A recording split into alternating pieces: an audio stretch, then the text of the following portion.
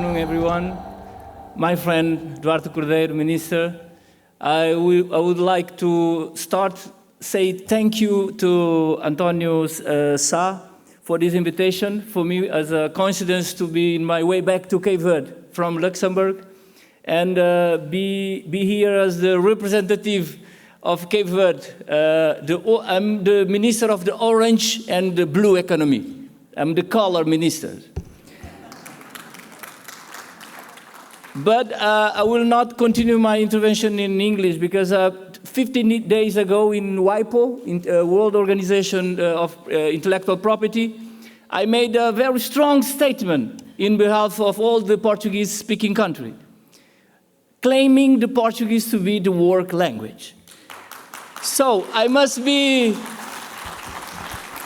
maybe next year I will prepare a full intervention in English, but I think all the technicians in WIPO will remember if they achieve to see or to listen my intervention here in this forum in English. So I will promote our common language as a Portuguese-speaking country. Cape Verde is a very proud member of this community, and our economic and diplomatic relation with Portugal is the major example of what we can do to make Africa and Europe more integrated. Senhores e senhoras, muito obrigado por me terem cá e começo por dizer que a África pode ajudar. O enquadramento deste fórum é oportuno e está alinhado com o desenho das Nações Unidas, das organizações multilaterais, para fazer com que a África desenvolva. Mas muito mais que dizer que a Europa pode ajudar, eu creio que a África é um continente de oportunidades para a Europa. O desafio demográfico é o primeiro com o qual a África pode ajudar a Europa a ultrapassar todos os desafios do presente e do futuro. A África tem neste momento 1.449.106.955 almas. A Europa tem 751.701.000, apenas representando hoje apenas 7% da população mundial. A África tem os recursos para a transição energética, para a segurança alimentar e para a transição digital. A África tem uma juventude que provavelmente é a mais populosa do mundo, desejosa de fazer parte do sistema educativo de padrão internacional.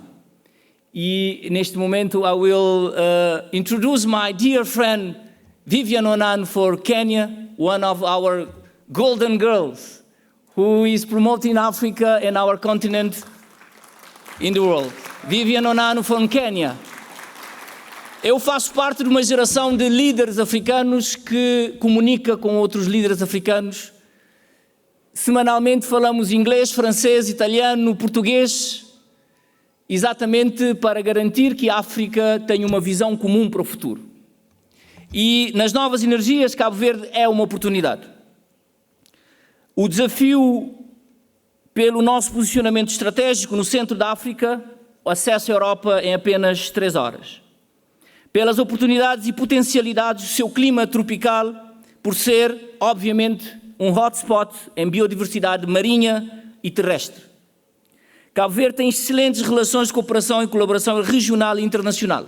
Cabo Verde é dos raros países em África com acesso ao mercado dos Estados Unidos, ao mercado latino-americano, ao mercado europeu e ao mercado asiático. Tem uma parceria especial consolidada com a União Europeia nos vários domínios de desenvolvimento e investigação científico. 2 exemplos. O exemplo aqui trazido pelo nosso Ministro do Ambiente, a conversão da dívida externa de Cabo Verde para o Fundo Climático, é um exemplo a ser seguido de como integrar, de como cooperar, de como fazer de facto a África e a Europa um território comum de interesses partilhados. E do outro lado, a extraordinária relação de cooperação que nós temos com um dos maiores institutos europeus de investigação nas ciências marinhas, a Geomar, em Kiel, Alemanha. Acabo de fazer uma missão com a Sua Excelência, Sr. Primeiro-Ministro, para consolidar e transformar o Centro Oceanográfico em Mindelo num centro e numa plataforma internacional para investigação oceânica. Parcerias também importantes com centros de investigação na Europa, para além da Geomar, o IEO da Espanha, IFREMAR em França, a Direção-Geral dos Recursos Marinhos aqui em Portugal e o IPMA também de Portugal. Sempre apostando na ciência, na partilha de conhecimento, na acumulação de dados, no tratamento de dados e na consolidação de projetos económicos que visem tirar essa ampla parceria do papel das análises, como diria, e como disse aqui muito bem o presidente, o chairman do Conselho da Diáspora Portuguesa. Cabo Verde tem também excelentes oportunidades de nichos para potenciar a economia azul, os transportes marítimos, a conversão, estamos a negociar e provavelmente teremos a confirmação de um pacote de 240 milhões de euros, financiado pelo Banco Europeu de Investimento e com um grant de 30 milhões pela Comissão Europeia, para o alargamento do Porto Grande de Mindelo, para a conversão e transformação do Porto Grande de Mindelo, seu terminal de cruzeiro, num porto azul, onde a transição energética será, de facto, uma realidade, sendo não só um exemplo para a África, mas também um exemplo para o mundo. Por outro lado, o Cabo Verde, como um pequeno Estado insular em desenvolvimento, fazendo parte de uma coligação que eu também tenho a honra de presidir, de 29 Estados, Cabo Verde está, contudo, entre os países mais vulneráveis à mudança climática. O país enfrenta sérios desafios de adaptação associados à disponibilidade de recursos hídricos, segurança energética e processos de certificação. Esses mesmos problemas são uma oportunidade. São uma oportunidade a partir do momento que possamos fazer a transferência de conhecimento, que possamos fazer a internacionalização das empresas europeias, mas também que possamos fazer a captação dos melhores startups africanos, com tecnologias africanas, integrando com a inteligência artificial, integrando com o tratamento dos dados e fazendo que o conhecimento também aconteça em África, aconteça em território africano e, claramente, posteriormente, a internacionalização faça-se a partir de África com um conhecimento integrado, de um conhecimento produzido entre a Europa e a África. Nesta linha, Cabo Verde continua fortemente comprometido com uma agenda global sobre as mudanças climáticas e tal como tenho feito nas mesas multilaterais, um forte apelo para que o oceano seja contado como um player maior nas mudanças climáticas. O impacto das mudanças climáticas nos oceanos é, de longe, mais grave e mais profundo daquilo que temos estado a debater. O aumento da temperatura dos oceanos em valores superiores a 2 graus é uma forte alerta a toda a humanidade. E no que toca aos oceanos, Cabo Verde pode ser o melhor aluno, o melhor exemplo. Portugal pode ser um país de vanguarda. Mas se todo mundo não colaborar, seremos apenas uma gota no oceano. E é por isso que o apelo à ação climática, à preservação dos ecossistemas, ao investimento nas energias renováveis, ao uso dos oceanos em alto mar para a produção de água adicionalizada, são tecnologias que nós temos que agarrar e temos que ter uma agenda comum, de facto, para que todos os desafios climáticos sejam oportunidades económicas para que a nossa agenda de desenvolvimento sustentável seja, de facto, levada a bom curso. Cabo Verde tem ambições ousadas.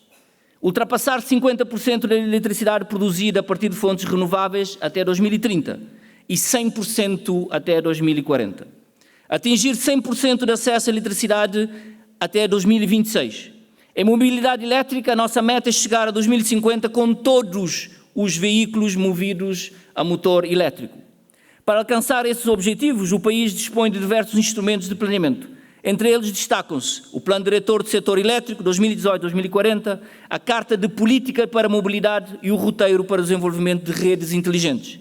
Além disso, Cabo Verde possui um Programa Nacional de Sustentabilidade Energética para realizar transformações necessárias e planeadas no setor de energia. Ambicioso para um pequeno país, mas é o pequeno país que quer ser, de certa forma, uma plataforma que contagia o resto do continente e cria mercado. Nenhuma tecnologia criada e ampliada em Cabo Verde tem mercado se não tiver a escala do continente africano. E como aqui já se disse no primeiro painel, temos um primeiro nicho, os países que falam português. Temos um segundo nicho, a CDO, da qual fazemos parte. E teremos um terceiro e grande nicho, que é um dos maiores espaços económicos do mundo, que foi criada pela União Africana. Portanto, temos aqui enormes potencialidades. Quando deixarmos, de certa forma, algum paternalismo de lado a lado, creio que, e encararmos com um plano de ação, como aqui António Sá lançou-nos um contundente desafio, faremos, com certeza, enormes transformações. Termino fazendo algumas pontuações sobre o primeiro painel, não posso deixar de o fazer. A África tem pago o preço pela definição demasiado rígida de uma palavra que nos é cara: transparência. O preço da transparência para a África tem sido demasiado. Todos os investimentos em África são questionados com a pergunta: temos de ter a certeza que funciona. Temos de ter a certeza que o dinheiro chega aos empreendedores. Temos de ter a certeza que o dinheiro não é desviado. O preço da transparência ou o preço da percepção da corrupção. E é por aqui que temos que mudar. Tratar países diferentes de formas diferentes. Há países que aplicam e há países que se empoderaram, que criaram sistemas de fiscalização e de accountability que têm e dão confiança para fazer da África e dos nossos sistemas financeiros confiáveis. E é por isso que a banca cabo-verdiana é estável, é por isso que o Banco Nacional de Cabo Verde é estável, é por isso que temos tido acesso não só ao financiamento da União Europeia, mas dos Estados Unidos, da China, de vários espaços multilaterais. Portanto, confiar em África é o primeiro passo para que sejamos um território comum. E para confiarmos em África temos um trabalho institucional a fazer, de desconstruir a ideia de corrupção exagerada para consolidação das organizações além do governo. E nesse sentido, o trabalho com as comunidades, com a organização da sociedade civil, com o tecido empresarial é absolutamente crucial. Segundo ponto, é fundamental diminuirmos o ciclo de maturação dos processos de financiamento. Quando nós temos financiamento das organizações multilaterais, que até o desembolso das verbas passam 5, 10 anos, não estamos interessados no aceleramento do desenvolvimento da África. É fundamental que os ciclos de financiamento diminuam. Eu já disse isso ao engenheiro Guterres. Tanto a ONU, como a União Europeia, como as outras organizações internacionais têm que pensar, queremos ou não que a África desenvolva e seja um parceiro com os mesmos níveis de instrumentos que os demais espaços económicos do mundo. E para isso é preciso o mesmo investimento que se faz em tempo de crise, por exemplo, no tempo da Covid, por exemplo, com a guerra na Ucrânia. Conseguimos mobilizar verbas e recursos extraordinários, porque estamos em crise. E a África, temos que reconhecer, temos vivido uma sucessão de crises que tornaram o corpo dos nossos governos mais fracos. E é essa aposta nas instituições africanas que dará e far-nos-á dar o salto. O acesso à tecnologia, à ciência e ao conhecimento, a partilha de dados, a partilha de conhecimento, só se fará se os países africanos estiverem plenamente integrados nas dinâmicas da propriedade intelectual. Tudo o que é produzido em África tem possibilidade do registro da propriedade intelectual.